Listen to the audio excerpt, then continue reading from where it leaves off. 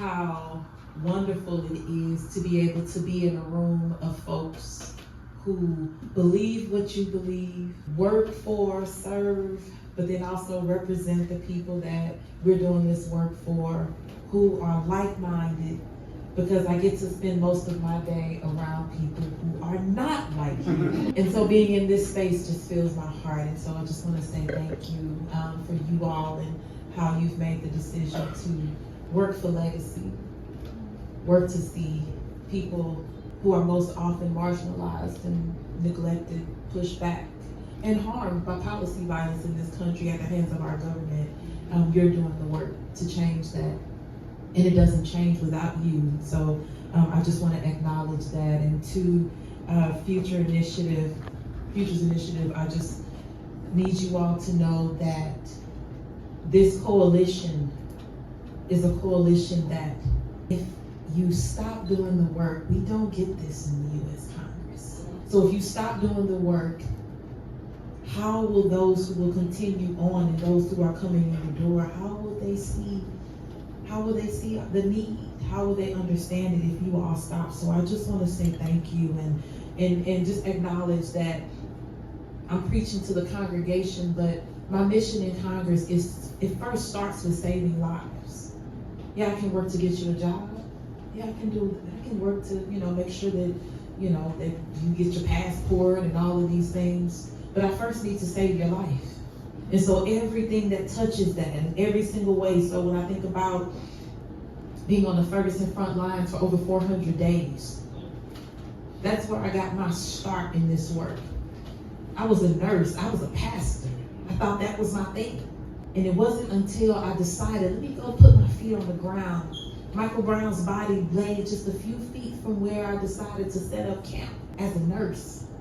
And that nurse turned into a protester, into an activist that I didn't even know was on the inside. And then I used that to run for Congress because I realized that the policy violence that we were living under when I was brutalized by the police, when they threw me up in the air and then stomped me like a rag doll because I was helping someone who was having a heart attack. I knew the only way to make this change was somebody needed to be in the seat that could do this work, that could speak from the ground. Yeah. And so I introduced the People's Response Act. That was one of the first things that I knew I had to do.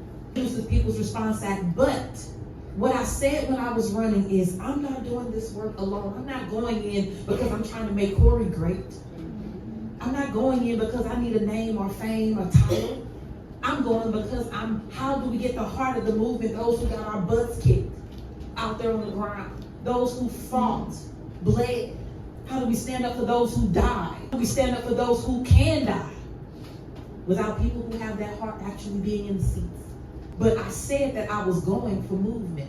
I was taking movement with me. And so that's where the People's Response Act came from. It wasn't Cori's brainchild that, I'm just make this on my own. Those of you in this room who worked with us on the People's Response Act, starting from the Breathe Act, we did this together. And so we built this on the desire to save lives, understanding our movement is strong and it's resilient, our movement is passionate, but our movement is focused, and our movement is ready to bring about the transformative change that this country deserves, that the people deserves, that this country claims to have. They fly flags to make it sound and seem like liberty is for all, but liberty is just for those who they deem it worthy of. But we in this room, we are united by a vision that demands more from our government, and so much more, to where we'll put ourselves on the line, which is why I just lost my race, because I put myself on the line for the people, and I would do it again if I was called to come to do that. But for our humanity, for community safety. And so we understand that these current systems,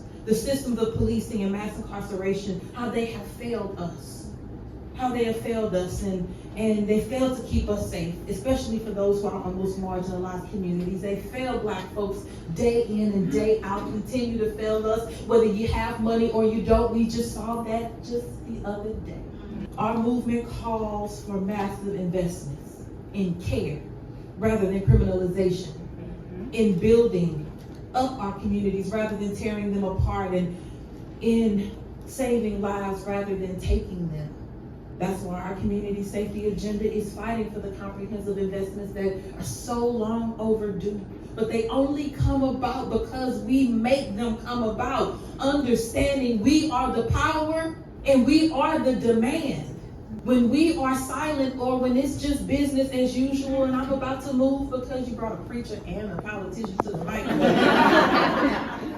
But we stay silent. I'm speaking to you from the standpoint of someone who has to sit there every day and fight for these things that we are told to be silent about. Why do you keep whining about that? Well, I can say, well, I'm talking about this not just because it's something that I think and it's something that I want to see, but I'm being pushed by futures. I'm being pushed by this organization and this group and these folks in my community. I'm being pushed. This is what they want. That's what Congress understands alongside money. And so since we don't do the money thing, what we do is we use our moxie. We use our courage, we use our relentlessness, our fearlessness, our persistence. We use our knowledge, we use our Black excellence, we use our beauty, we use our backbone. Exactly. And so we will keep fighting for these investments in public health, in mental health. As a mental health nurse, communities need these investments so deeply. Housing, community-led violence prevention through evidence-based, compassionate. And so I'm honored to be here with you all. I'm honored that you all continue to do this thankless work. I'm honored that you all have saved lives, because I can say, as an activist in this movement myself, even if we haven't saved all the lives we wanted to, we saved somebody. So far, we've saved somebody. And so keep moving forward, and we'll continue to do the work. You have me alongside you, whether I'm a member of the United States Congress or not. I'm in this work with you all. Thank you so much. Patrice, we're going to go to you. You've been working here in DC, really building the alternative systems and figuring out what those alternative systems are, right? And it isn't easy. Intra talked about some of the narrative and messaging that goes along with that. But would love to hear from your perspective, what does it actually take, right, to get folks to be thinking about, when we say safety, not looking at police, prison, and prosecution, but looking at community, those frontline folks that are doing health and wellness work here in the city, Washington, D.C. Thank you. Appreciate you having me here. DC is unique insofar as most people who live here, when polled, understand that long-term solutions are the answer, but they also recognize that those things aren't happening and that people are really being harmed in the interim. So it's difficult to have those conversations about what do we do to save people in the meantime when the city's not responding to the demand. And you mentioned culture, and I think we've come to expect that the way people say they care about something when they're lawmakers is to punish. It's really convenient to write a law that's one line that says you cannot do this thing, and if you do it, this is how much prison time you get. It's really inconvenient and hard and taxing to try to get the law right. And for years I worked on rewriting DC's entire criminal code, and it was painstaking, but it was worthwhile. But it is hard, and you never have that luxury of time to do that when you're a politician. And I think we need to culturally find ways to say we care about people without saying we're punishing someone in order to prove that. The other cultural thing that I'd like to mention is we look a lot at 911 data in DC. It's been in the news a lot, how our 911 center is failing. And it was one of the first projects I worked on with the students at DC Justice Lab, was analyzing the lines of data. And there were 1 million plus 911 calls in DC. And I saw people from national organizations working on alternative responses to crises and saying, let's build a model. We're not just sending police. We have a government agency that's responding to mental health. We have another government agency that's going to respond to substance abuse. We have another government agency we're going to build to respond to crises that people are having if they're unhoused. We're going to have another government agency that just is, in general, unarmed, moving around. And I've really felt alone in saying, hey, guess what? We don't have 1 million emergencies in Washington, D.C. I've had cases where I pulled the 911 calls and people were calling the police because their kid wouldn't get out of bed and go to school on time. We've really defaulted as a Black community to relying on these violent institutions in ways that we shouldn't, because there is no one else. And that other person doesn't need to be a government agency, in my view. So I think there is a lot that's cultural, and I think that our culture drives the way politicians prioritize what they're going to do and what they're not going to do. Thank you. I want to just quick follow up too. What are you seeing right now in DC that's promising? What's taking off? I see a lot of promise in the work that Peace for DC and others are doing to try to force the narrative that this is doable, that there are successes in other cities, and that DC not only has an opportunity to serve as a leader and a lighthouse for other jurisdictions to follow, but it also serves as a ceiling in a lot of cases. When we don't do things here, which is supposed to be the most educated, most progressive jurisdiction in the country, our neighbors in Virginia, we can't do that. We're gonna look radical if we're left in DC. And so there's just a lot of work that goes into that, and I think we have some real leadership here that's committed to seeing it through, even when it's as tough as you talked about it being, and that is encouraging to me, the individuals who are really committed to work. We've talked about in some of our conversations building up to this event, but I think a lot of us in this room have heard about harm reduction, right? And I think we all think it's important for us to get the language right. So when we talk about harm reduction, what does that actually mean, right? But then also, harm reduction isn't just one thing. It's not just a strategy used, right? We can think about substance abuse. We can think about crisis response. We can think about responses to violence. So if you could discuss the overlap as well. Thank you so much for that question. I'm Maritza with the Drug Policy Alliance, and we work on health strategies to address drug use. And harm reduction is something that people have probably heard of more recently because, in fact, I'll give credit to this administration being the first administration that has said harm reduction specifically in relation to drug activity. So what does that mean? It literally means meeting people where they're at and trying to reduce the harms of certain activities. A simple way to think about it is like if you're a passenger in a vehicle, you're going to wear a seatbelt because that's a dangerous activity and the seatbelt could potentially save your life. That's an example of harm reduction. But when we talk about harm reduction, specifically in the context of drug activity, we mean tools and services that keep people healthy and alive.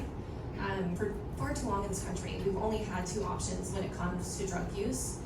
We've had the criminal legal system, or we've had mandated treatment or coerced treatment. The treatment option, everybody in this room I know is familiar with the harms of the criminal legal system, but on the treatment side of things, it's important for people to understand that, first of all, treatment is extremely hard to come by. Healthcare in this country generally is hard to come by. The same obstacles that disallow people from getting access to quality healthcare are some of the same obstacles we see with people trying to access treatment. Treatment is often conditional too. So sometimes it requires that people remain abstinent and don't use drugs. But we understand that that's not possible for a lot of people. And the idea behind harm reduction is that you meet people where they're at, understanding that not everybody has access to treatment, not everybody needs treatment, not everybody wants treatment. Treatment isn't the right answer for a lot of people. Harm reduction is meeting people where they're at in their drug use. So some examples of harm reduction you've probably heard of are things like naloxone. Naloxone is a medication that reverses the effects of an opioid overdose. Another example that you might be familiar with are syringe exchange programs. So these are programs and services that give people clean needles so that they don't spread disease. Some other examples are test strips, so that people are able to test their drugs before they consume them. That way they can make informed decisions about how they want to use those drugs, or even if they want to use those drugs. Harm reduction is really just a span of services. Another prominent example are overdose prevention centers. Unfortunately, overdose prevention centers are illegal at the federal level to a really antiquated law, but that hasn't stopped people from doing what harm reductionists have always done, which is meeting the needs of the community. So we've seen some recent examples, including in New York. I think New York probably has the most prominent example of an overdose prevention center, but these are drop-in centers where people can go in, get a hot meal, talk to counselors, see nurses, and yes, also use pre-obtained drugs under medical supervision. That way people can intercept an overdose and connect people to care. And what we've seen at overdose prevention centers is that not only are they saving lives, literally thousands of lives, but also it's a warm handoff to community services that are so much needed. Things housing, things like treatment. Actually, most people what the data shows is that most people who go to overdose prevention centers eventually make their way to treatment. But harm reduction fills that gap until people are ready to make that commitment. So that's what harm reduction means in the drug policy context, but harm reduction in our daily lives outside of drug policy. I will give a shout out to the Baltimore Harm Reduction. So Baltimore Harm Reduction Coalition has been doing some really fantastic work around harm reduction. They were supposed to be here today. Unfortunately, they weren't. They couldn't make it, but they're great partners of the Drug Policy Alliance. So check out their work if you're learning, or if you're interested in learning more about harm reduction that's happening here in the DMV area. Awesome, right?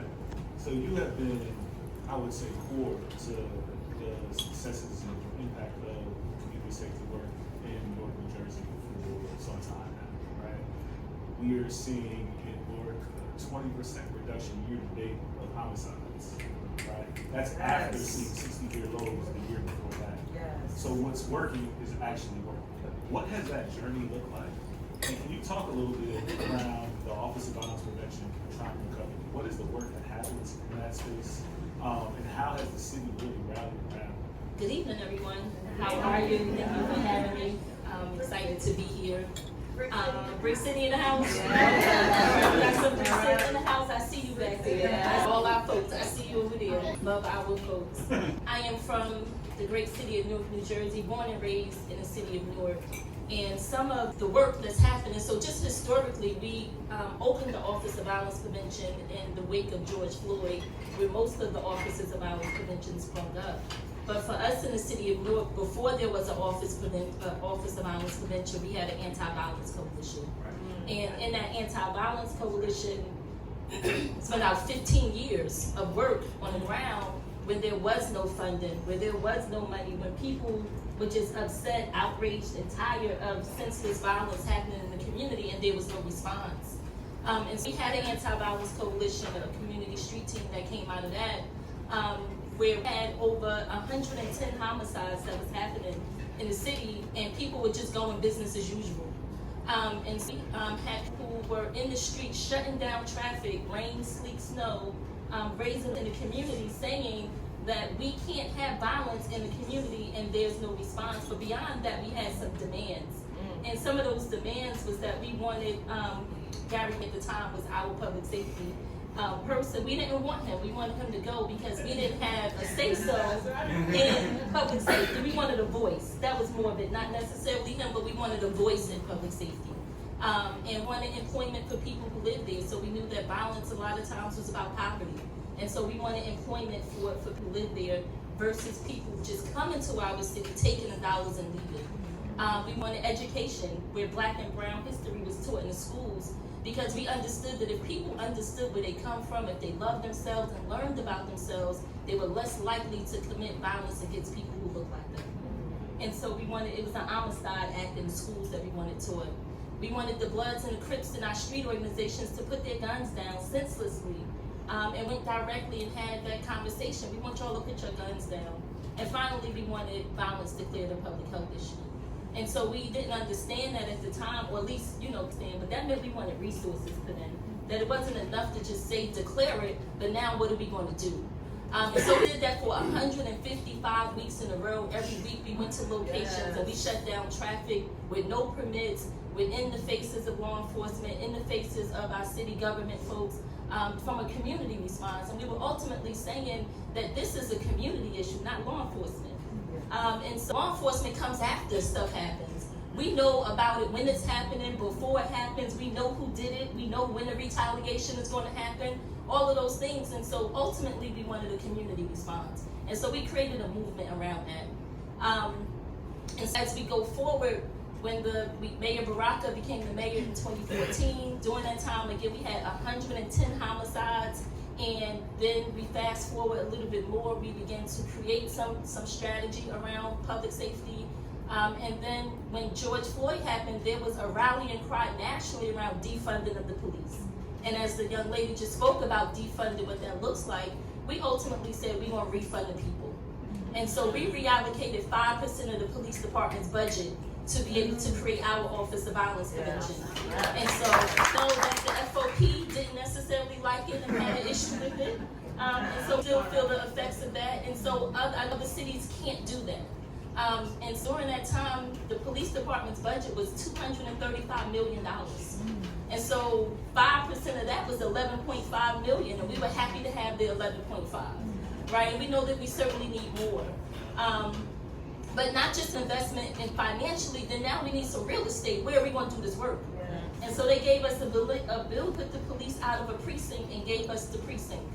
And so the people were having a fit, right? So you close a police precinct, you give them funding, and right? And so the community, this starts the transformation. This is how you start changing, your public, because now we are a part of safety.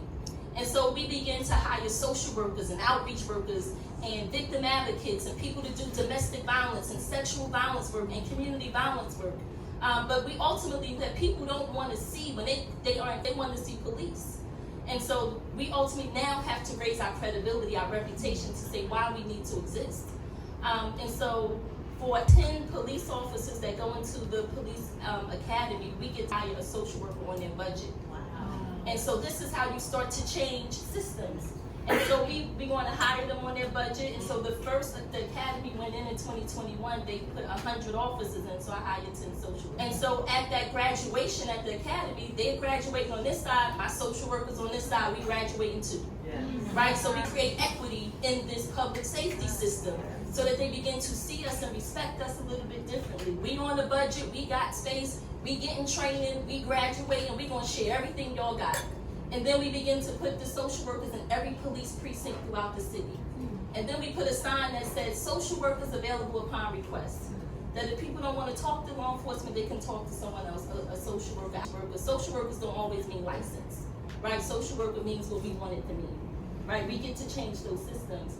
And so this is how we started our work in the city. Our Office of Violence Prevention started. We began to put resources. Our mayor made an attempt to say that this is important, and it became his prized possession. It became a priority. And so it became a priority because he invested financially with real estate, with the people, with the belief. And we didn't always get it right. And so we began to build our ecosystem, and we had a Brick City Peace Collective before we had an Office of Violence Prevention.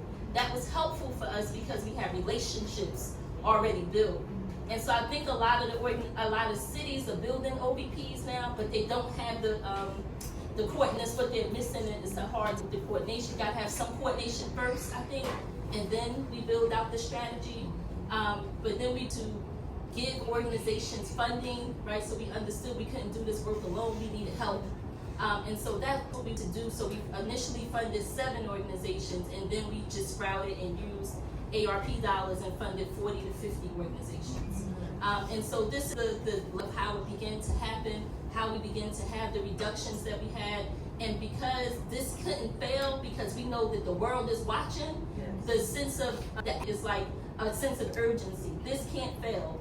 So the social workers, outreach workers, victim advocates, all the organizations, y'all, the world is watching, we gotta do this.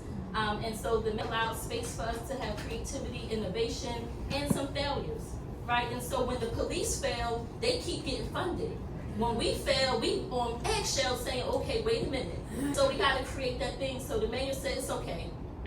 We're gonna allow some space, right, to make some mistakes. And so cities have to be able to do that. They can't treat our outreach workers, our community folks different. And so we had notifications from police.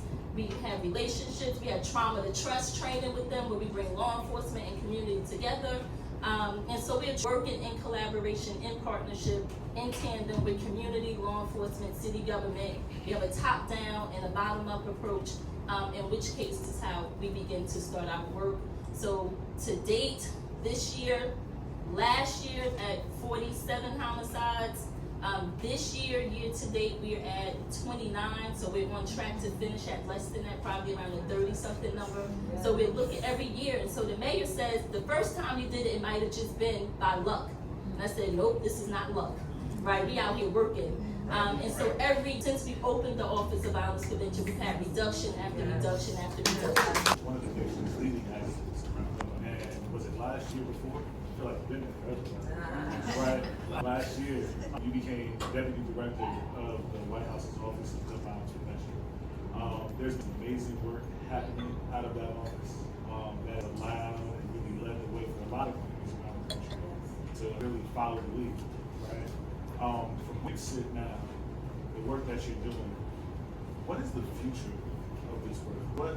What do you want to have communities know about where we're going in terms of the success, the impact, credibility, the necessity of work to really reduce gun violence? Yeah. Before I talk about the future, I just want to reiterate, that's 29 homicides. And that is amazing work. But what we're seeing across the country right now are historic drops. Yeah.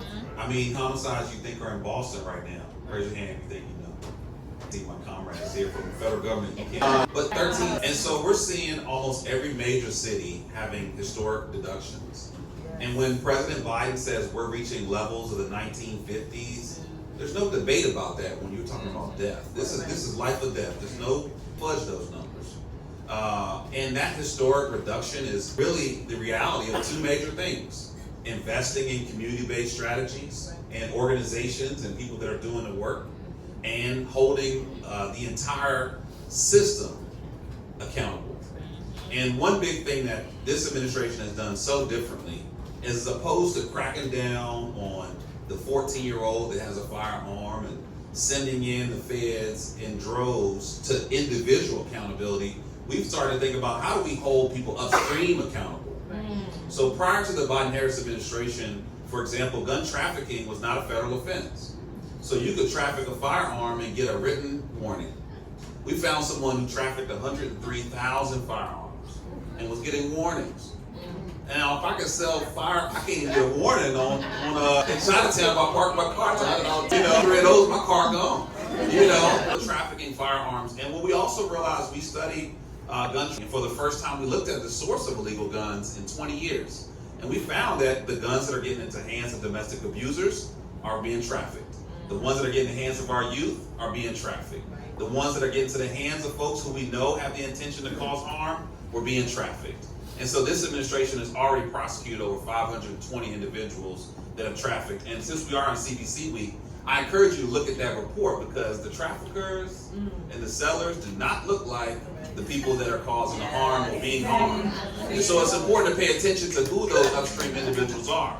The other big thing is we looked at, trafficking, where are they getting the guns from?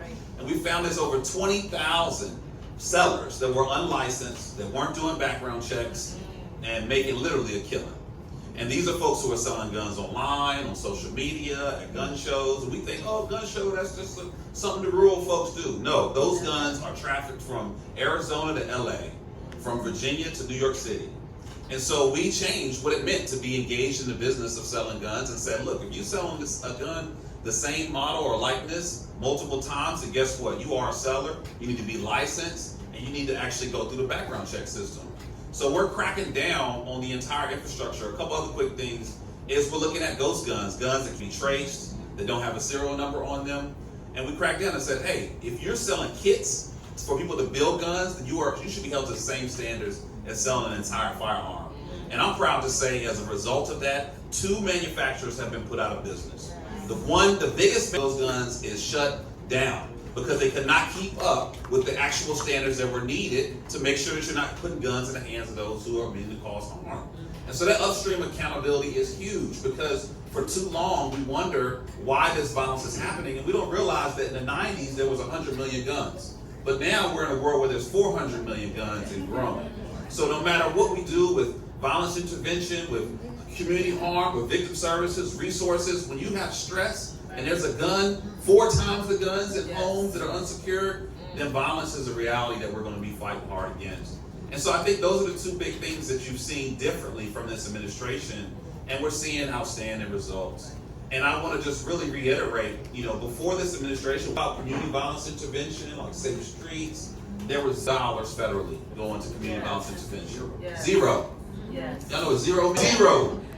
So my bank account, a couple of accounts, 0. My credit card, I can't never be 0, but 0.